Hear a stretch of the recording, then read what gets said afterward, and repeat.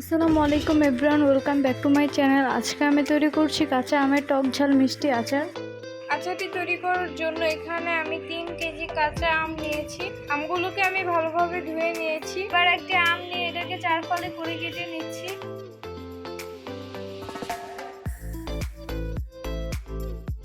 মশলা ঢোকার জন্য খোসার সাইডটাতে একটু কেটে দিচ্ছি। এভাবে করে সবগুলো আমকে কেটে নিব।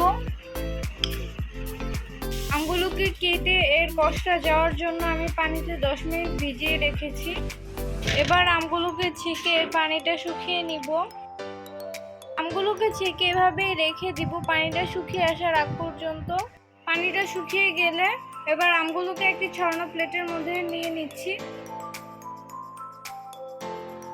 এবার এগুলোর মধ্যে দিয়ে দিচ্ছি 1 কাপ সরিষা বাটা, দিচ্ছি 2 টেবিল চামচ আদা বাটা, 2 টেবিল চামচ রসুন বাটা, দিচ্ছি 1 টেবিল চামচ ধনিয়া গুঁড়া, দিচ্ছি 1 টেবিল চামচ হলুদের গুঁড়া, দিচ্ছি 1 টেবিল চামচ মরিচের গুঁড়া, লবণ দিচ্ছি 1 টেবিল চামচ। এবার সবগুলোকে ভালোভাবে মিশিয়ে নিচ্ছি। সবগুলোকে ভালোভাবে মিশিয়ে নিয়েছি। এখন এগুলোকে ছড়িয়ে নিচ্ছি। আমি এরকম ছড়ানো দুটো প্লেটের মধ্যে আমগুলো নিয়েছি। এবার এগুলোকে রোদে শুকিয়ে নিব। আমগুলোকে রোদে শুকিয়ে নিয়েছি। এবার আচারটা তৈরি করে নিব। চুলায় একটি প্যান বসিয়ে পরিমাণ মতো তেল গরম করে নিয়েছি।